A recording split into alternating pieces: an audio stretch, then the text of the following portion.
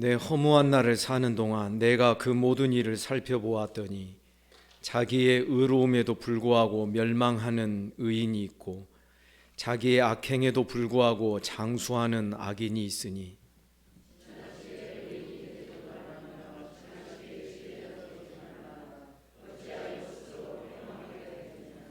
지나치게 악인도 되지 말며 지나치게 우매한 자도 되지 말라.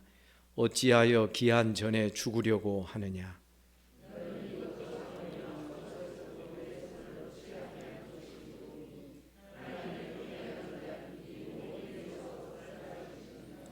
지혜가 지혜자를 성읍 가운데 있는 10명의 권력자들보다 더 능력 있게 하느니라.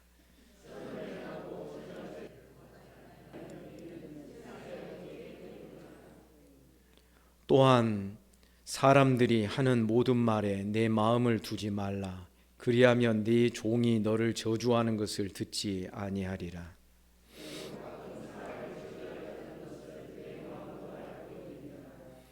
내가 이 모든 것을 지혜로 시험하며 스스로 이르기를 내가 지혜자가 되리라 하였으나 지혜가 나를 멀리 하였도다.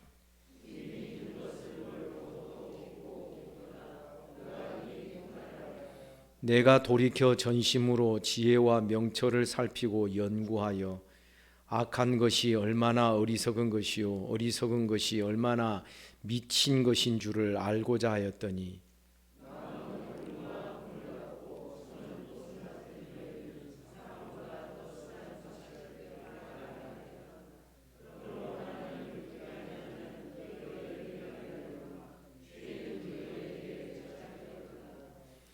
전도자가 이르되 보라 내가 낱낱이 살펴 그 이치를 연구하여 이것을 깨달았노라.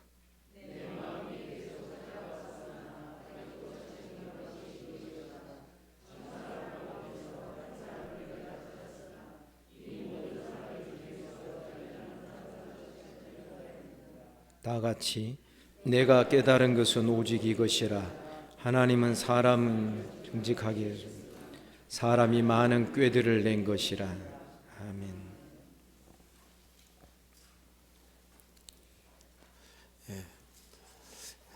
1장 2절에서 시작된 허무에 대한 이야기가 12장 8절까지 이어진다고 말씀드렸습니다. 제가 매번 시작할 때마다 이 이야기를 먼저 반복해서 여러분들에게 주지시켜 드리는 이유는 이 중간중간에 보면은 야 이거다, 때로는 우리가 은혜 받을 만한 이야기도 이 중간중간에 하고 있기 때문에 그 긍정적으로 말해지는 이 중간중간의 이야기들을 이것도 사실은 전체적으로 보면 허무의 맥락에서 그 문맥에서 이야기되고 있는 것이다 라는 것을 제가 계속해서 주지시켜 드리기 위해서 이런 말씀을 드립니다. 그래서 전도자는 1장부터 2장까지 해서 사실은 무신론적 시도를 합니다. 하나님 없이 인간의 이성적인 그 사고와 지혜를 가지고서 이 무신론적 시도를 쭉 하다가 3장부터는 이제는 유신론적 시도가 나오지요. 우리의 관심을 끄는 것은 물론 우리가 1장, 2장에 기록되어 있는 이 무신론적인 시도 속에 사실은 우리 인생들이 펼쳐가는 모든 그 학문과 사상과 사고의 그 흐름들이 여기에 미리 다 이야기되고 있다라는 것을 특별히 우리 젊은이들은 많이 생각을 해야 하는 것입니다. 처음에 자연에 대하여 자연을 연구하지요. 사람보다는 몇 배로 영원히 존재한다라고 말할 수 있는, 사람은 기껏해야 100세를 못 넘지만 그러나 자연은 태고적부터 있었고 어떻게 보면 사람의 그 짧은 인생에 비하여서 자연계는 영원히 존재하는 것처럼 보이기 때문에 이 자연계 속에서 인생의 참된 의미를 깨닫고 발견하는 이런 시도를 전도자가 먼저 했었습니다. 그러나 그것을 통하여서도 어떤 참된 의미를 깨닫지 못하고, 그러면서 전도자는 소위 말하는 이성주의적인 시도를 계속하는 것이지요. 혹시 내가 지혜가 부족하기 때문에 내가 지금 모르는 것 아닌가. 그래서 1장 후반에 가서 보면은 전도자는 더 큰 지혜를 추구하고 있습니다. 그런데 더 큰 지혜라고 하는 것은 사람의 그 이성적인 사고와 이 생각들이 더 성숙하고 발전하는, 사실 제가 이전에 말씀드린 대로 18세기 후반에 일어난 그 계몽주의적 사상이 바로 이 이성의 발전을 추구하고, 이성이 성장하고 인간의 그 사고력이 더 증가하면 언젠가는 뭔가가 발견되지 않겠나, 이런 생각으로 무작정 이성주의 시대를 열어갔던 그런 인류 역사의 그 흐름을 오래전 전도자의 글에서 사실은 우리가 발견할 수 있었다라는 것을 이전에 말씀드린 적이 있습니다. 전도자는 2장에 가서 혹시 이 모든 것이 생각과 머리 싸움으로만 여겨질까 봐 이제는 실제적인 실천적인 부분을 추구하게 되죠. 지혜에다가 술을 더해봅니다. 포도주를 더해보지요.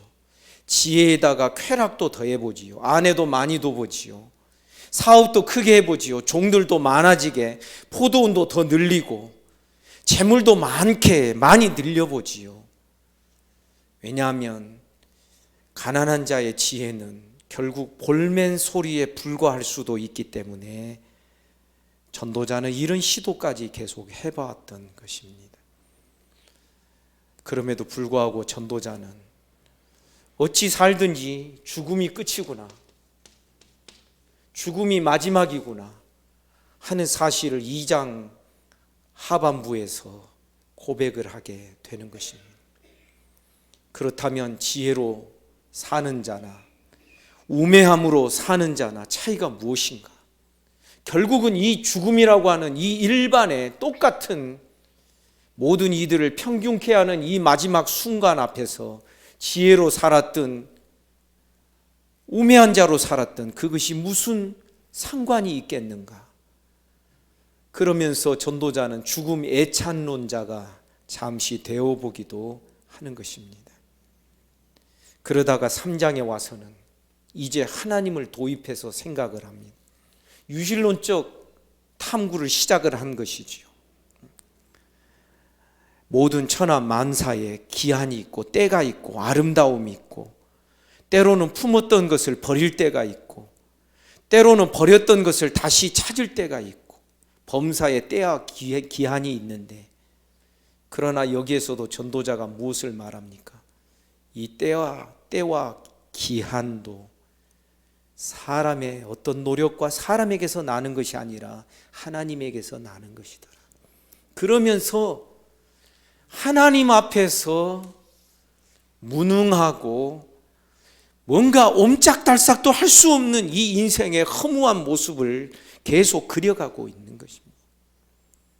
심지어 전도자는 너는 하나님 앞에 나아갈 때에 함부로 입을 놀리지 말아라. 네 발걸음을 급하게 내딛지 말아라. 너 그러다가 하나님한테 너 혼난다. 하나님을 두려워하는 존재로서만 하나님을 계속 이야기를 하는 것이죠. 그러면서 전도자는 그냥 전제되는 믿음이 있었습니다. 뭐냐면 하나님이 이 세상 만물을 창조하셨고 그 만물을 다스린다면 분명히 이 세상은 아름다울 거야.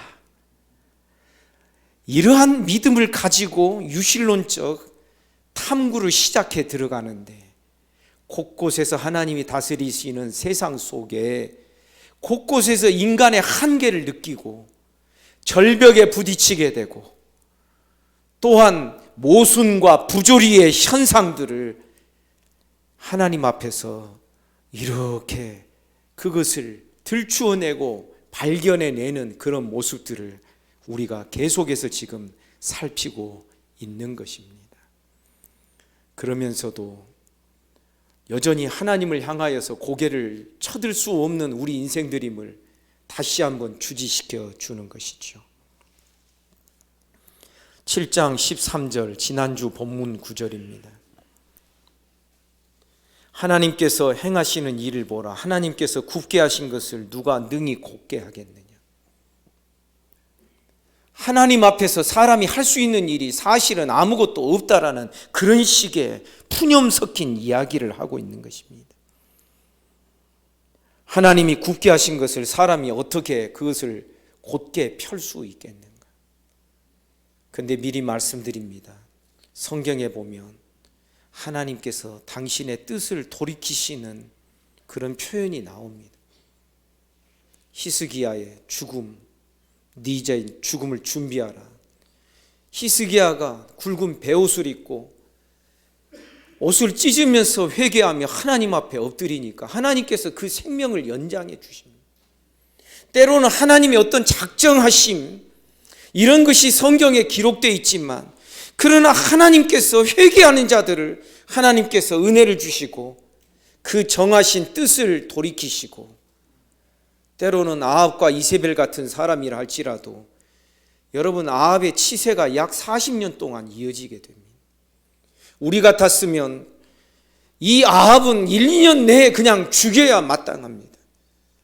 그런데 아합이 이세벨보다는 조금 덜 완악해서 그런지 선지자의 말을 듣고 그저 슬프게 다니고 그저 슬픈 기색을 띠니까 하나님이 뭐라고 말씀하시냐면, 선지자에게 아합의 그 표정, 슬프게 다니는 그 태도를 보느냐, 그러면서 그의 수명과 그의 생명을 연장해 주시는 그런 말씀들이 성경에 기록되어 있습니다. 사랑하는 여러분, 우리는 하나님이 정하신 일 앞에서 우리 인생이 기계처럼 로봇처럼 살아도 괜찮은 자들이 아닌 줄 믿습니다. 그런데 전도자는 무엇을 말합니까? 하나님이 굽게 하신 것을 어떻게 능히 사람이 그것을 펼 수 있겠는가? 14절에 보니 형통한 날에는 기뻐하고 곤고한 날에는 되돌아보는 것, 이 두 가지를 병행하게 하사 사람이 그 장래일을 능히 헤아려 알지 못하게 하셨다. 야, 그냥 우리는 하나님 앞에서 형통하면 기뻐하고 곤고하면은 그냥 우리가 혹시 뭐 잘못한 것이 있나 우리를 돌아보고, 마치 하나님 앞에서 하나님이 이 두 가지를 교대로 두셔서 우리로 하여금, 여러분 이거 지금 뭔지 아시겠지요? 인형놀이. 마치 우리를 인형처럼 형통한 일 속에서는 막 기뻐하게 하고, 곤고한 날이 있으면 코가 석자나 빠져 있게 하고, 이것들을 교대로 병행해 주셨다가 우리 장래일을 능히 헤아려 알지 못하게 하는 인간의 한계를 느끼게 하신 것이 아니냐. 지금 이 이야기는 믿음의 고백이라기보다는 푸념 섞인 이야기가 되는 것입니다. 그런데 여러분, 우리는 성경을 통하여 미리 말씀드립니다. 하나님과 우리의 관계를 무엇으로, 어떤 관계로 여길 수 있습니까? 창세기 18장만 하더라도 소돔과 고모라 땅의 멸망을 아브라함에게 알려주실 때 하나님이 이렇게 말씀하셨습니다. 내가 하려는 일을 아브라함에게 숨기겠느냐? 아멘입니까? 내가 하고자 하는 일을 아브라함에게 다 알려줘야 된다. 왜냐하면 이 아브라함과 그의 후손은 공의와 공도를 지켜서 세상에 하나님의 나라를 펼쳐가며 복의 전달자로 살도록 하나님께서 그를 택하셨기 때문에, 지금 내가 이 소돔과 고모라 땅에 대하여 하고자 하는, 이들을 멸망시키고자 하는 이 일을 나는 아브라함에게 숨길 수 없다라고 말씀하십니다. 성경에는 그런 내용이 기록되어 있는 것입니다. 그래서 미리 말씀드리지만, 아무리 하나님을 도입하고 하나님을 믿는다 할지라도 자의적, 자기 나름대로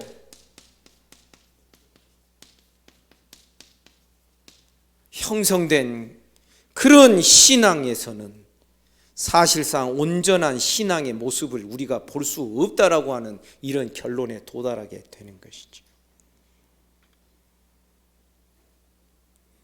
그러면서 15절, 내 허무한 날을 사는 동안, 전도자는 자기 지금 하나님에 대한 언급도 있었고 그러지만 그냥 전도자는 지금 가슴 한쪽이 막 무너져 내려 있는 것입니다.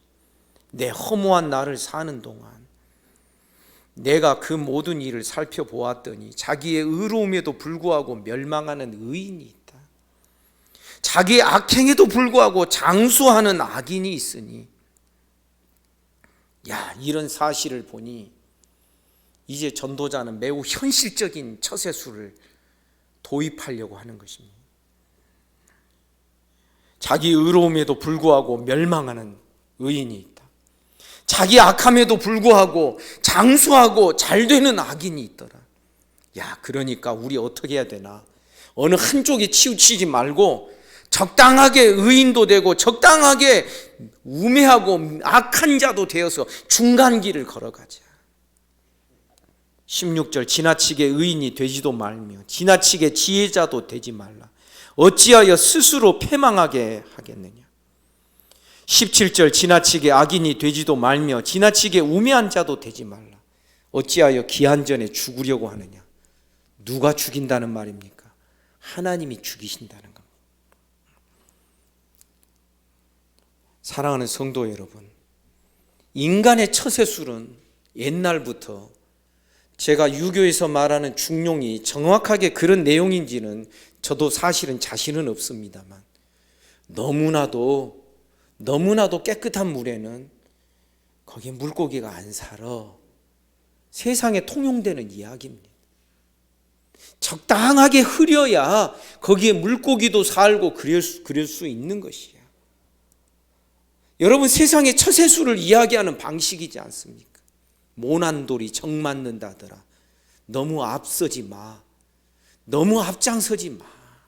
물론 이제 우리가 입 바른 소리하고 막 자기 똑똑한 척하고 막 그러면은 앞장서면 그럴 수 있다라고 생각을 하지만, 그러나 보면 성경에 앞장선 사람들이 여럿 있습니다.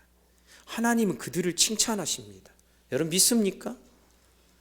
대표적인 예가 민수기에 보면 바알부올 사건, 태양신을 섬기는 이 바알부올 사건으로 이스라엘 남자들이 미디안의 여인들과 그 우상 앞에서 음식도 먹고 행음하는 사건이 일어나게 됩니다.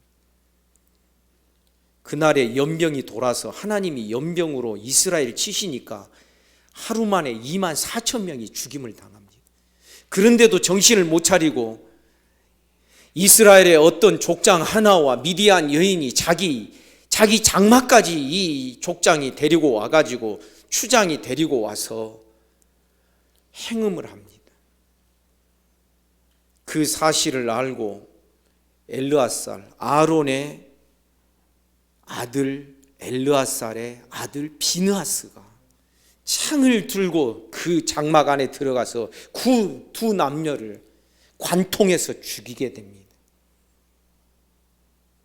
하나님은 이 비느하스를 칭찬하셨습니다. 의를 위하여 총대를 매는 것이 뭐 그리 나쁘다는 것입니까? 하나님이 기뻐하시는 뜻을 따라서 앞장서는 것이 뭐가 그렇게 잘못됐다라는 것입니까? 한때는 우리 교회 안에서도 이런 이야기가 통용된 적이 있습니다. 주로 여인네들이, 부인들이 남편에게 하는 이야기였죠. 당신은 나서지 마세요. 저는 그런 이야기 들을 때마다 마음에 서운함이 있었습니다. 우리 찬송가에도 어느 때나 의를 위하여 결단할 때가 어느 민족에게나 있다라는 그런 찬송을 우리는 곧잘 부릅니다. 사랑하는 여러분, 우리 적당한 게 좋은 게 아닙니다.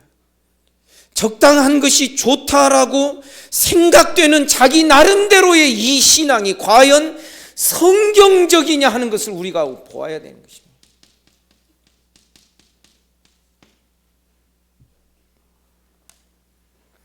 15절부터 17절까지 해서 전도자는 이러한 중간적인 처세술을 채택을 하는 것입니다. 그래서 어떻게 하겠다는 것인가? 18절, 너는 이것도 잡으며 저것에서도 내 손을 놓지 아니하는 것이 좋다.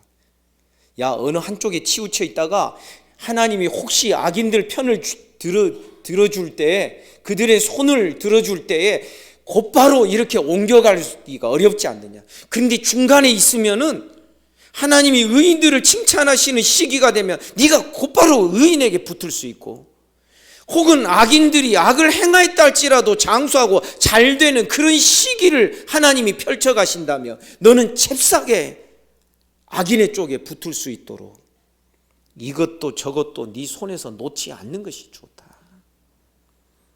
여러분, 이런 이야기에 은혜 받지 마시기를 바랍니다. 하나님을 경외하는 자도 현실 속에서 적당하게 살게 되는 그런 모습이 여기에 기록이 되어 있는 것이죠. 하나님을 경외하는 자는 이 모든 일에서 벗어날 것입니다. 무엇을 벗어난다는 겁니까? 아까 말씀드린 대로 하나님이 어떤 시기를 따라 때를 따라서 어떤 때는 지혜자의 편이 되실 때가 있습니다. 그래서 지혜자가 잘 되고 하나님의 뜻대로 살아가는 자가 잘 되는 그런 때가 있습니다. 그럴 때는 중간에 있다가 잽싸게 거기에 편승하라는 이야기고, 때로는 암울한 시기에 하나님께서 악인들이 잘 되고 악인들이 형통하게 하는 그런 시기를 펼쳐가실 때가 있는데, 그때는 잽싸게 저기에 올라타라는 이야기. 그래서 이 두 가지를 버리지 말아라. 어느 한쪽에 서서 저거 나쁜 것이다, 저쪽에 서서 또 이것은 미련한 것이다, 이렇게 함부로 하지 말아라. 이 적당한 처세술이 나오는 이유가 무엇인지를 우리는 알아야 되는 것입니다. 그럼에도 불구하고 19절에 보니 지혜가 지혜자를 성읍 가운데 있는 10명의 권력자보다 더 능력 있게 하느니라.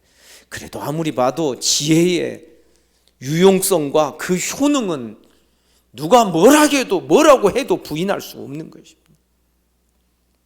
지혜가 지혜자를 성읍 가운데 있는 10명의 권력자들보다 더 능력 있게 한다. 하지만 이 지혜도 허무한 것이 20절에 보니 선을 행하고 전혀 죄를 범하지 아니하는 의인은 세상에 없는 것이다.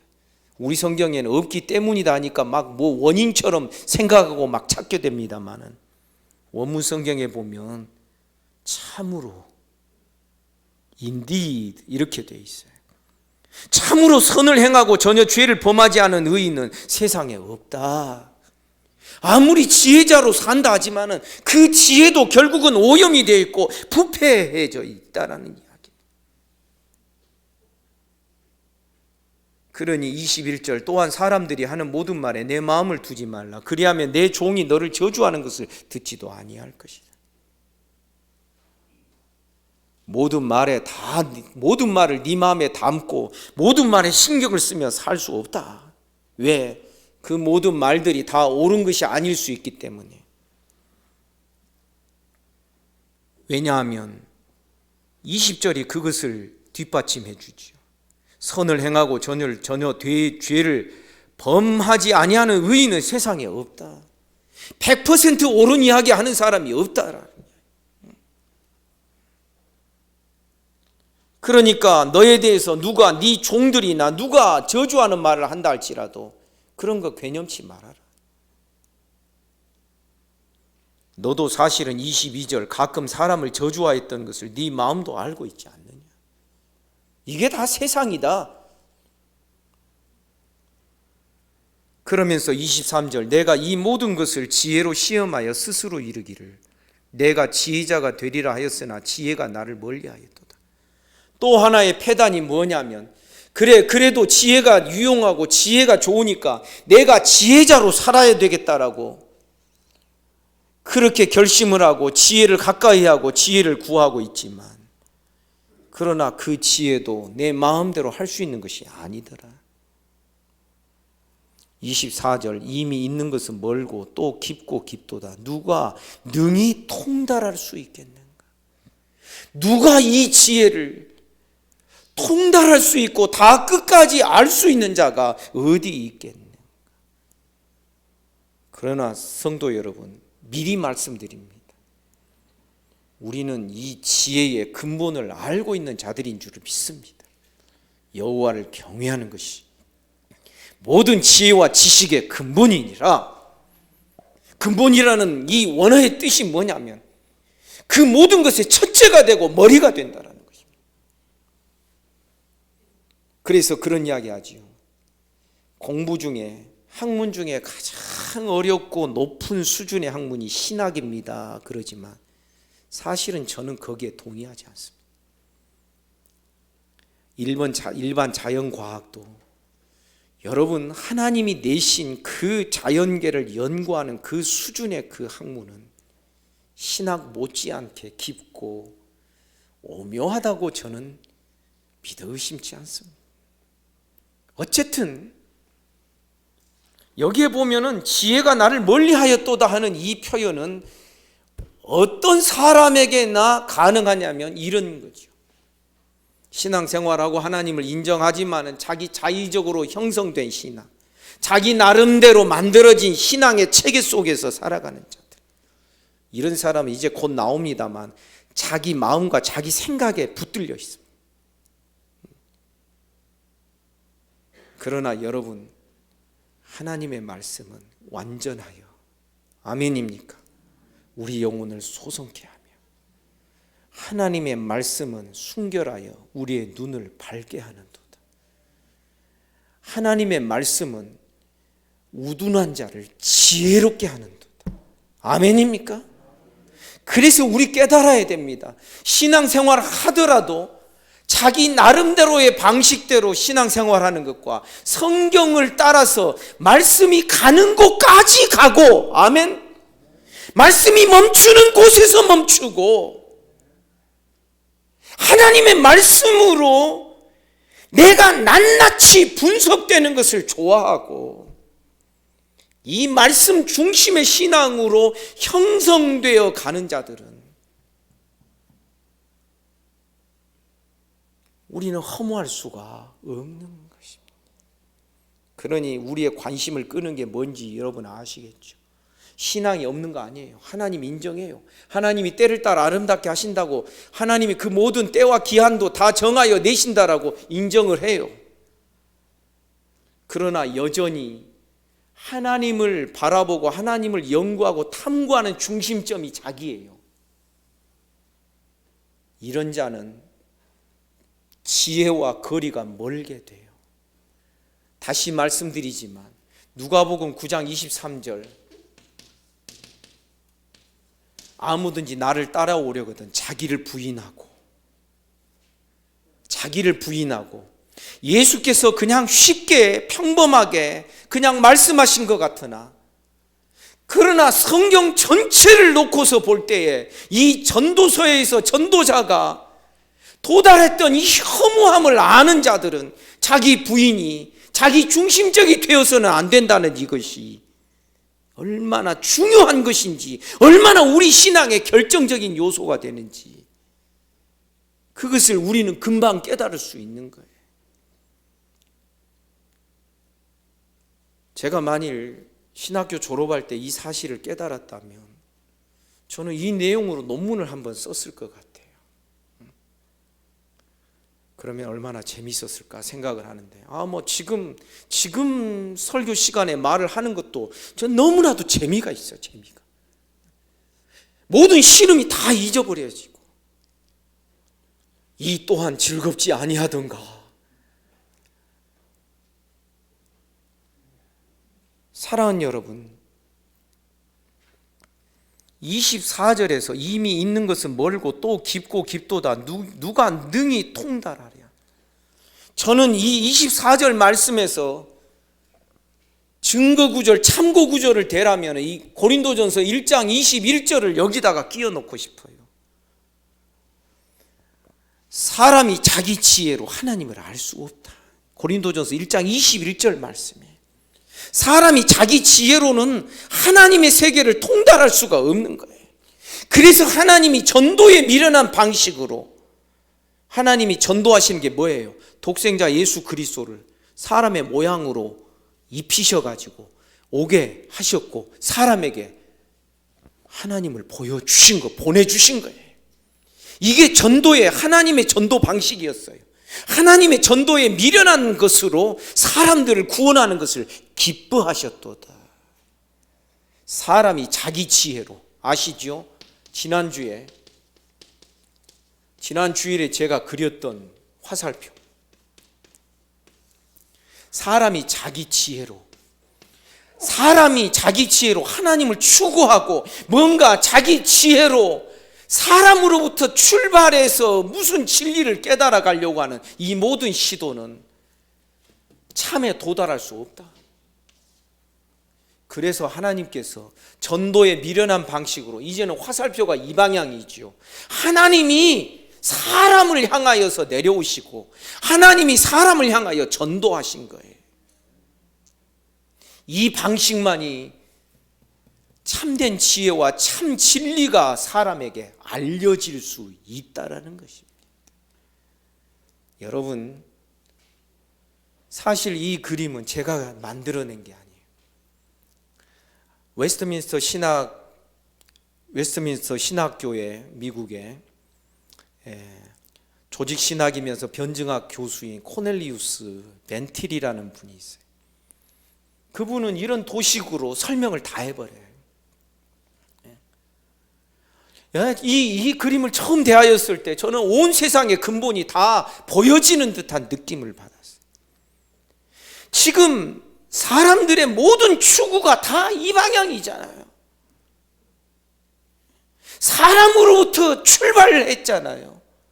사람이 자기 이성과 자기 지혜를 도구로 해서 지금 연구하고 탐구해가는 것이 지금의 모든 학문과 모든 이 문명과 문화의 방향성이 다 이 방향이잖아요. 혹은 어떤 사람은 고상하여 영혼을 추구하고 영혼을 사모하는 마음을 사람에게 주셨기 때문에 영혼이 무언가를, 우주의 근본이 무언가를 추구하며 탐구하는 사람들도 지금 있지요. 그러나 그 사람들도 여전히 자기로부터 출발된 이 화살표 이 안에 갇혀 있는 거예요. 자기를 수양하고 자기를 막 그 괴로움 속에 집어넣고 3년 동안 벽만 쳐다보면 3년 면벽이라 그랬죠. 그걸 몇 번 했느냐에 따라서 제가 볼 때에 불교에서 고승되기가 너무 쉬운 것 같기도 해요. 마치 오늘날 한국교회 안에서 목사나 성도가, 장로가 존경받을 사람이 되려면 금식 기도를 5번만 하면 된다. 뭐 그러면은 얼마나 쉽겠어요. 근데 그거 아니거든요. 이 3년 면벽을 2번 했냐 3번 했냐에 따라서 수준이 다른 거예요. 이 세계에서는. 그런데 우리는 어떻게 해요? 그냥 웃어버리는 거예요. 왜? 결국 이 화살표, 이 출발이기 때문에 결국은 한계에 도달해서 못 미치게 되는 것입니다. 그러니까 이상한 잡스러운 지식으로 흘러가고 빠질 수밖에 없는 것이지. 지금 전도자는 이 유실론적 사고를 하는 데 있어서도 하나님을 인정하고 하나님이 모든 것의 주인이시라는 것을 인정을 하면서도 결국은 이 자기로부터 출발한 이 화살표, 저 방향을 버리지를 못하는 거예요. 오늘날 한국 교회 안에, 아니 우리 안에 이 체계로 형성된, 이 화살표의 체계로 형성된 자들이 얼마나 많습니까? 이 체계로 형성된 신앙은 성경은 말합니다. 육이요, 땅에서 난 것이요. 야고보서에 말합니다. 이 지혜는 마귀적이요, 정욕적이요. 땅에서 난 지혜는 이러하다. 그러나 위로부터 난 지혜, 영의 지혜, 위로부터 난 지혜는 첫째 성결하고, 아멘입니까? 야고보서에 보면 매우 실천적인 내용을 담고 있잖아요. 그런데 그 실천적인 행위의 그 중심에 이런 기본적인 원리의 화살표가 이 야고보서 안에 들어있는 거예요. 다시 말씀드립니다. 신앙생활 하더라도 이 방식으로 신앙생활 하는 자는요, 때로는 말씀을 듣기도 해요. 때로는 하나님 역사하심을 바라보기도 해요. 그러나 이렇게 형성된 신앙은 결국은 다 알지 못하고 한계에 부딪힌다라는 것을 우리에게 보여줍니다. 24절, 이미 있는 것은 멀고 또 깊고 깊도다. 누가 능히 통달하랴. 25절, 내가 돌이켜 전심으로 지혜와 명철을 살피고 연구하여 악한 것이 얼마나 어리석은 것이요 어리석은 것이 얼마나 미친 것인 줄을 알고자 하였더니, 그래서 악한 것과 미친 것이 얼마나 잘못됐냐, 그것을 좀 드러내고 싶었다 하는 것이죠. 그런데 26절, 마음은 올무와 그물 같고 손은 포순 같은 여인, 사망보다 더 쓰다는 사실을 내가 알아내었도다. 결국 이것은 하나의 은유예요. 이게 무슨 뜻이냐면, 사람이 더 명철과 더 선한 것이 무엇인지를 더 알고자 하였지만, 아까 말씀드린 대로 사람에게 가장 피할 수 없는 약점이 뭐냐면, 내가 내 마음 안에 갇혀 있다라는 거예요. 내가 내 마음에 포승줄로 묶여 있다라는 거예요. 사람이 자기 한계를 못 벗어난다는 거예요. 마치 여인이 꽉 붙들고 있는 포순과 같은 그 손, 그물처럼 사망보다 그것이 내 마음이 더 쓰다. 쉽게 말하면 내가 모든 이 추구와 탐구하고자 하는 이 앞에 가장 걸림돌이 되는 게 누구다, 무엇이다? 야, 결국 내 마음이구나. 내 마음이구나 하는 것을 전도자가 깨닫는 거예요. 지혜를 알고자 하였으나 결국은 지혜에 붙잡혀 있고, 영혼을 알고 싶어 했지만은 결국 한계에 붙잡혀 있는 바로 나 자신이라는 사실, 이 인생이라는 사실을 깨닫게 되는 것이죠. 그래도 혹시 전도자는 발버둥을 칩니다. 27절, 전도자가 이르되 보라, 내가 낱낱이 살펴 그 앞에 그러므로 하나님을 기쁘게 하는 자는 그 여인을 피하려니와 죄인은 그 여인에게 붙잡히리로다. 이 말씀은 무슨 뜻이에요? 그래도 뭔가 하나님을 기쁘시게 하는 자는 뭔가 좀 다른 것이 있지 않겠나? 27절에서 전도자가 말합니다. 한 가지 내가 깨달은 것이 또 있다. 그것이 28절, 내 마음에 계속 찾아보았으나 아직도 찾지 못한 것이 이것이라. 1000사람 가운데 한 사람을 내가 찾았으나 이 모든 사람들 중에서 여자는 한 사람도 찾지 못하였느니라. 지금 왜 1000사람 중에 한 사람을 찾습니까? 그것이 무엇이냐면은 하나님을 경외하는 자는, 하나님을 기쁘시게 하는 자는 그런 올무, 26절에 기록되어 있는 것처럼 그 여인의 올무에서 피할 수 있는 그런 사람이 있을 것 아니냐. 그래서 1000명 중에 한 사람을 찾는 것입니다. 그렇게 희귀하게 그 사람을 찾습니다. 그런데 놀랍게도 남자는 찾았는데 여자는 한 사람도 1000명 중에서 한 사람도 찾지 못했다. 이게 무슨 뜻입니까? 여자를 비하하는 말 아닙니까? 아니지요. 그런데 여기서 중요한 것은 1000명 중에 찾은 이 한 사람도 29절 안에 들어있더라라는 것입니다. 내가 깨달은 것은 오직 이것이라. 곧 하나님은 사람을 정직하게 지으셨으나 사람이 많은 꾀들을 낸 것이. 결국은 하나님을 경외한다고 하면서 그 사람은 어떤 올무에 빠져 있지 않을 것이 아닌가라고 생각하면서 자꾸 찾아서 1000명 중에 한 사람 겨우 찾았다.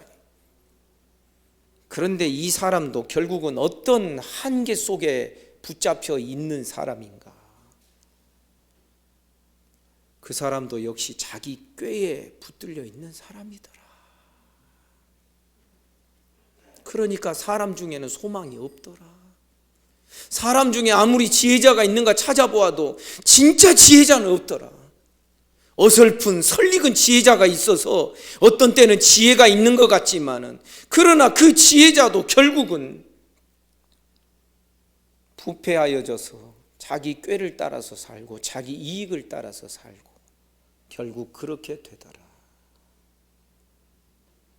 전도자는 하나의 길을 찾아가고 있습니다. 사람으로부터 출발한 자기 지혜를 가지고 자연계를 연구하고, 자기 지혜로 사람의 지혜를 연구하고, 자기 지혜로 하나님이 하시는 모든 일을 연구하고 있습니다. 그러나 그가 찾아가는 길마다 다 장벽에 부딪히게 됩니다. 이렇게 해봤습니다. 야, 이거겠구나 하고 가봤는데 거기도 막힙니다. 그래서 또 다른 길을 찾아서 또 갔는데 거기도 또 막힙니다. 야, 그러면 이것도 저것도 아니니까 해 아래서 먹고 마시는 것보다 더 즐겁게 사는 것이 유익된 것이 무엇일까? 될 대로 되라. 쾌락주의도 추구해 봅니다. 그러나 이것도 사람이 임의로 할 수 있는 것이 아니더라. 이것이 누구 손에서 나더라? 하나님 손에서 나더라. 그러니 사람이 자기 뜻대로 무언가를 하고 안 할 수 있는 그런 권한이 사람에게는 아무것도 없더라. 이러면서 전도자는 점입 가경식으로 더 깊은 유실론적 허무주의 속으로 계속 들어가게 되는 것입니다. 결국 지혜를 추구하고, 그래도 지혜가 낫지 않느냐, 지혜의 그 어떤 끝을 가지고 있는 사람이 있을 수 있지 않겠나. 그래서 1000명 중에 한 사람을 겨우 찾아냈는데 여전히 그 사람도 자기 꾀에 붙들려 있는 사람이더라. 어쩌면 솔로몬 자신을 두고 하는 말일 수도 있는 것이지요. 저는 솔로몬의 삶을 생각할 때마다 마음에 당연하면서도 안타까움이 있습니다. 자기 꾀에 넘어간 거지요. 오늘 아침 역대하 1장, 이제 새벽기도 본문이 역대하입니다. 역대하 1장에서 제가 말씀을 드렸습니다. 솔로몬은 병거와 마병을 많이 두었다. 1장 끝부분에서부터 바로 나오는 이야기입니다. 그런데 하나님은 왕들에게, 이스라엘 왕들에게 병거와 마병을 많이 두지 말고 아내도 많이 두지 말아라. 너 그거 의지하지 말아라 하는 그런 뜻이죠.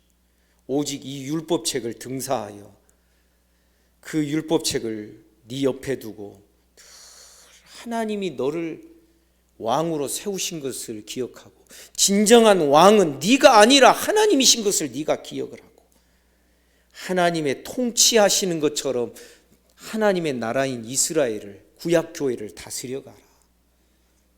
그랬는데 역대하 1장에서부터 솔로몬은 마병과 병거를 애굽에서 막 사다가 마병과 병거를 많이 두는 그 일을 하였다라고 역대하가 기록하고 있는 것입니다.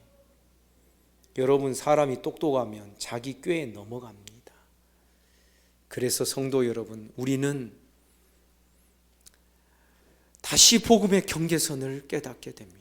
따라서 합시다. 사람은 할 수 없습니다. 그러나 하나님은 하십니다. 그건 구원만을 말하는 게 아닙니다. 이 세상의 근본적인 진리와 지식을 추구하는 일에서도 마찬가지입니다. 사람으로부터 난 모든 것은 다 갇혀있고 한계가 있습니다. 이것을 우리는 전문적인 용어로 폐쇄계라고 부릅니다.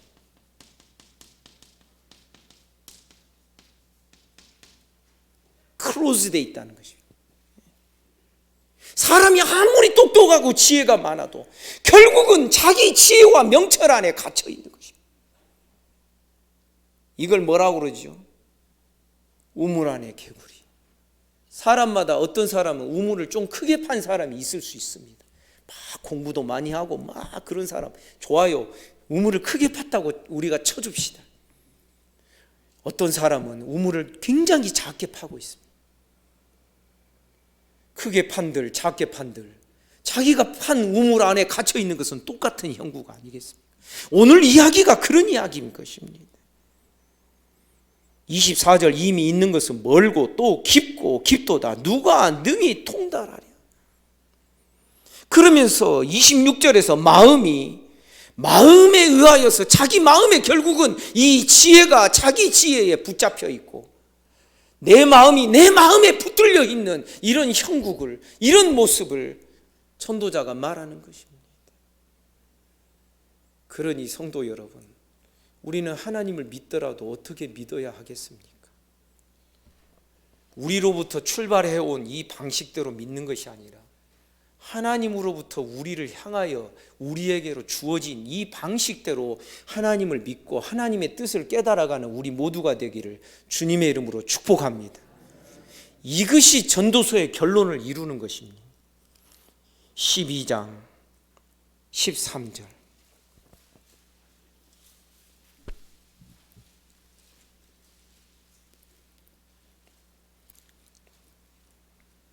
11절을 먼저 읽을까요? 11절 다 같이 읽겠습니다. 시작. 지혜자들의 말씀들은 찌르는 채찍들 같고 회중의 스승들의 말씀들은 잘 박힌 목 같으니 다 한 목자가 주신 바니라. 지금 이 말씀은 무엇을 의미하냐면 지혜자가 불필요하다는 이야기가 아닙니다. 스승들이 필요 없다라는 뜻이 아닙니다. 그 지혜자와 스승이 한 목자가 주신 말씀과 그 지혜를 따라서 백성들을 가르치는 지금 그 체계를 이 11절이 우리에게 보여주고 있는 것입니다. 그러면 그들이 가르치는 지혜와 지식의 출처가 어디입니까?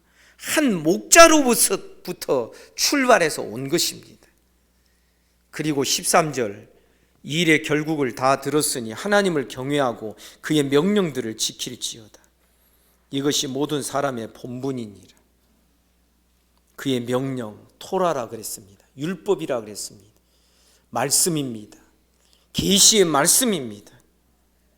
그러니까 지금 사람으로부터 출발된 이 방식의 탐구가 아니라 하나님으로부터 우리에게로 온 이 율법과 이 계시와 이 말씀 따라서 우리가 연구하고 공부하고 그렇게 해서 우리가 어떻게 해야 됩니까?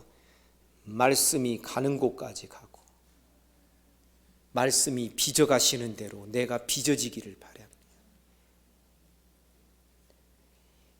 이 안에서 이런 신앙의 바른 원리 안에서만 인간의 참된 본분이 거기에서 발견이 된다. 허무하게 신앙생활 하지 않는 우리 모두가 되기를 간절히 소원합니다. 거듭 말씀드리지만 우리 중에 말씀을 전혀 안 듣는 자들 없습니다. 그런데 자기가 원하는 것만 따와서 듣습니다. 자기 나름대로 자의적으로. 지금 이 전도자도 말씀을 전혀 안 듣는 사람이 아니었습니다. 하나님이 이 세상을 창조하셨고 섭리하신다. 때를 따라 아름답게 하신다. 때와 기한이 하나님께로부터 난다. 하나님의 절대 주권이니 뭐니 하는 이야기가 전도서에 사실은 이 허무주의를 노래하는 이 안에 나오는 것입니다. 그러나 내가 원하는 어떤 일부분만 가지고 따와서 형성하는 신앙이 아니라 철저하게 우리의 세포 하나하나까지도 하나님의 말씀으로 적셔지고, 아멘입니까? 이 말씀을 너는 입으로 받아 먹고 네 배에 넣고 창자를 채워라. 에스겔 선지자에게 주신 말씀입니다. 그런데 오늘날 우리 경우로 표현하자면 너의 몸의 세포, 70쪽이나 되는 60쪽에서 70쪽에 되는 세포 하나하나 그 세포 핵에다가 말씀 다 채워 넣어라. 여러분 놀라지 마십시오. 하나님의 말씀의 체계와 우리 몸이 만들어진 체계와 자연계가 만들어진 이 체계가 결코 다르지 않습니다. 왜? 다 같은 한 창조물의 체계이기 때문에. 이런 이야기 할 때 옛날에 제가 예를 든 적이 있죠. 저는 미술에 대하여서 문외한입니다. 그런데 저건 피카소네, 금방 알아볼 수 있습니다. 왜 그렇지요? 피카소 풍은 다 정해져 있습니다. 이것은 렘브란트네, 그냥 쉽게 알아봅니다. 렘브란트의 그 그림의 풍은 빛을 막 표현합니다. 빛과 어두움을 조화시켜서 막 합니다. 풍이 있습니다. 그와 마찬가지로 하나님께는 하나님의 일률적인 풍이 있는 줄 믿습니다. 그래서 성경은 뭐라고 말합니까? 하늘을 봐라. 하나님의 인자하심이 하늘에 사무쳤도다. 하늘의 체계와 저 땅의 체계와 저 바닷물, 바람들, 이 우주 만물의 체계, 그것을 노래하다가 하나님이 우리를 구원하신 체계를 시인이 노래합니다. 왜 그런 줄 아십니까? 이 모두가 다 하나님의 한 작품이니까, 한 솜씨니까. 사랑하는 여러분, 이런 이야기는 두고두고 곱씹으시기를 바랍니다. 음미하시기를 바랍니다. 그러면 이 자연계가 새로운 모습으로 이 자연계를 바라볼 때 눈이 띄어지는 것을 경험할 수도 있을 것이라고 저는 생각을 합니다. 우리 몸에 대해서도 마찬가지입니다. 사랑하는 여러분, 이 모든 것이 하나님의 이 말씀의 체계 속에서 우리가 신앙생활을 형성하고 우리의 신앙이 만들어져 가야 될 것에 대한 이 우리가 너무나도 잘 알고 있는 이 간단하고 단순한 것이면서도 그러나 이렇게 성경적으로 형성되는 신앙을 세워가는 자가 너무나도 부족하기 때문에 그것을 아시고 하나님께서 전도서를 통하여 그 단순한 것을 이렇게 복잡하게, 왜 복잡한 줄 아세요? 사람이 자기 지혜에 따라서 가게 되면 복잡해집니다. 근데 나중에 결론은 너무나도 간단하고 명쾌하지 않습니까? 그래서 우리 소망하며 기도하고 바라기를 간절히 원합니다. 하나님, 내 세포 조직 하나하나까지 당신의 말씀으로 채워지기를 간절히 소원합니다. 말씀으로 이루어지게 하옵소서. 그래서 말씀을 간직하며 말씀을 지키고 키핑하면서 아브라함처럼 부족해도 하나님의 말씀을 키핑하고 살다 보면 22장까지 가겠지요. 이 믿음 가지고 여러분 믿습니까? 말씀으로 빚어지고 만들어지고 형성되는 우리의 신앙이 온전한 신앙이 되고 최고의 신앙이라는 것, 아니 최고가 아니라 그것만이 유일한 신앙이라고 말할 수 있다는 것, 여러분 기억하시기를 바랍니다. 그래서 이 전도서를 끝낼 때 우리는 매 시간마다 이렇게 하고 있습니다. 무릎을 치는 것이죠. 하나님이 우리에게 주신 이 신앙의 이 원리, 이것이 얼마나 소중하고 귀한 것인가. 사람들이 자기 지혜로 아무리 날고 뛰고 막 한다 할지라도 결국은 다 어떻게 돼요? 허무하고 헛되다. 코가 석자나 빠지는 쪽으로 다 쓸려갈 수밖에 없었지만, 그러나 이제 전도자가 눈을 들어서 다른 체계의 눈을 돌리게 되면서 너무나도 간단하고 명료하게 우리에게 바른 신앙의 원리가 어떤 것인지를 가르쳐주고 있는 것입니다. 기도하겠습니다.